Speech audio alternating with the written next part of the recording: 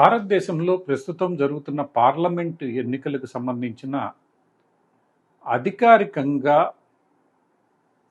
ఖర్చు పెట్టవలసిన మొత్తాలను ఎన్నికల సంఘం ఈసారి కొంతమేర పెంచింది. సుమారు 30% వరకు ఈ వ్యయాలను అభ్యర్థులు ఎక్కువగా చేసుకోవచ్చు.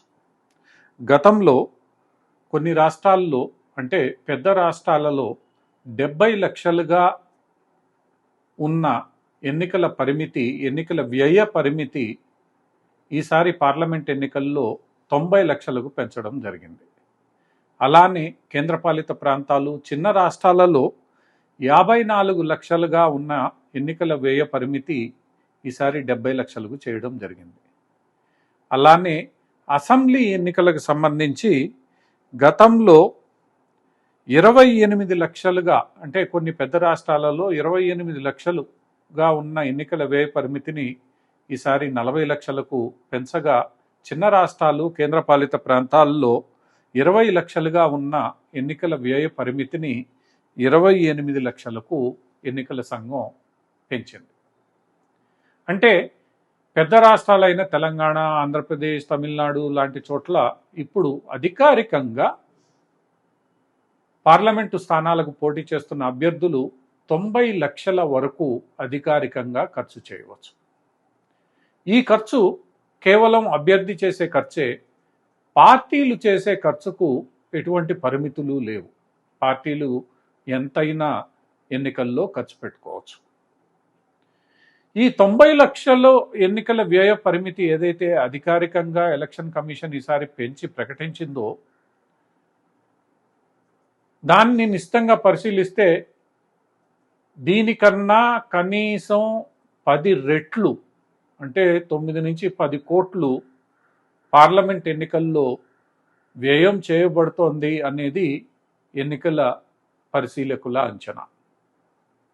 అంటే సుమారు 90% పార్లమెంట్ ఎన్నికల్లో ఒక అభ్యర్థి పెట్టే ఖర్చు మొత్తం నల్లధనంగానే ప్రవహిస్తోందని, అధికారికంగా వీటికి ఏమాత్రం లెక్కలు ఉండట్లేదని ఈ విశ్లేషకుల అభిప్రాయం. ఈ పరిమితిని ఎన్నికల కమిషనే అధికారికంగా మరింత పెంచి ఉంటే నల్లధనాన్ని కొంతమేర అరికెట్టే పరిస్థితి ఉంటుందని, అయితే ఎలక్షన్ కమిషన్ ఈ దిశగా గట్టి చర్యలు చేపట్టడం లేదని వీరు విమర్శిస్తున్నారు. ముఖ్యంగా ఆంధ్రప్రదేశ్ లాంటి రాష్ట్రాలలో వ్యాపారవేత్తలు ఎంపీలుగా పోటీ చేస్తున్న చోట్ల ఈ వ్యయం 10 కోట్లు కాదు, కొన్ని సందర్భాల్లో 25-30 కోట్లు కూడా దాటిపోతోందన్న విమర్శలు ఉన్నాయి. ఇంతటి వ్యయాన్ని చేసిన పార్లమెంట్ అభ్యర్థులు దానిని తిరిగి రాబట్టుకోవడానికి ఏం చేస్తారో మనకందరికీ తెలుసు. ఇలా ఎన్నికలకు పార్టీలు, అభ్యర్థులు పెట్టే ఖర్చును కొంతమేర అకౌంట్లలోకి అంటే తెల్లధనంగా మలచడానికి కేంద్ర ప్రభుత్వం ఎలక్టోరల్ బాండ్ల పథకాన్ని తీసుకొచ్చింది. అయితే సుప్రీంకోర్టు తీర్పు కారణంగా ఆ ఎలక్టోరల్ బాండ్ల వ్యవహారం ఇప్పుడు రద్దయిపోయింది. ఎప్పుడైతే సుప్రీంకోర్టు ఈ ఎలక్టోరల్ బాండ్ల వ్యవహారాన్ని రద్దు చేసిందో, ఇకపై పార్టీలకు ఇచ్చే విరాళాలు, అభ్యర్థులకు ఇచ్చే నిధులు అన్నీ నల్లధన రూపంలోనే ఉండబోతున్నాయి. ఇలా నానాటికి ఎన్నికల్లో నల్లధనం యొక్క ప్రాధాన్యత పెరిగిపోవడం వల్ల అంతటి ధనాన్ని కలిగిన వ్యక్తులే అంటే కేవలం ధనవంతులు మాత్రమే ఎన్నికల్లో పోటీ చేసే పరిస్థితి ఏర్పడుతోంది. దీనికి కారణం ఎన్నికల వ్యయ పరిమితిని ప్రాక్టికల్గా గ్రౌండ్లో జరుగుతున్న వ్యయాన్ని అంచనా వేయకుండా లెక్కగట్టడమే కారణం. సుమారు 20 నుంచి 25 లక్షల ఓటర్లు ఉండే పార్లమెంటు స్థానాలలో ఎన్నికల వ్యయ పరిమితి 90 లక్షలే కావడం పూర్తిగా అర్థం లేని వ్యవహారం, పెరుగుతున్న ధరలు ఈరోజు ఏ స్థాయిలో ఉన్నాయో గమనిస్తే ఈ పెంచిన మొత్తం ఎందుకు పనికిరాదు. ఇది వాస్తవం.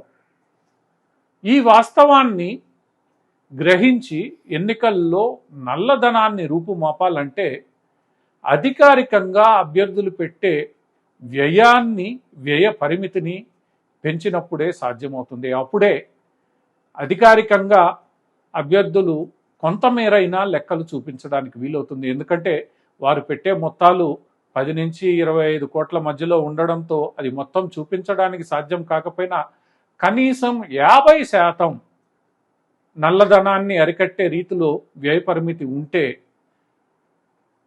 తద్వారా ఈ మొత్తం వ్యవహారంలో కొంత పారదర్శకత ఏర్పడే అవకాశం ఉంది. ఈ దిశగా బీజేపీ ప్రభుత్వం ఎలక్టోరల్ బాండ్ల రూపంలో ఒక అడుగు ముందుకు వేసినా ఇప్పుడు ఆ అడుగు వెనక్కి వెళ్ళిపోయింది. మరి భవిష్యత్తులోనైనా అధికారంలోకి వచ్చే ప్రభుత్వాలు తీసుకునే నిర్ణయాలని ప్రశ్నించే కోర్టులు, ఎన్నికలను మొత్తం పర్యవేక్షించాల్సిన స్వతంత్ర ఎన్నికల సంఘం కలిసి కట్టుగా ఈ నల్లధనాన్ని రూపుమాపే దిశగా ఎన్నికలు పారదర్శకంగా జరిగే విధంగా సమన్వయంతో గట్టి నిర్ణయాలు తీసుకోకపోతే రాబోయే రోజుల్లో ఎన్నికలంతా నల్లధనం పైనే ఆధారపడే ప్రమాదం ఉంది. దానివల్ల కేవలం అవినీతి పెరగడం తప్ప పారదర్శకతకు ఏమాత్రం అవకాశం ఉండదు.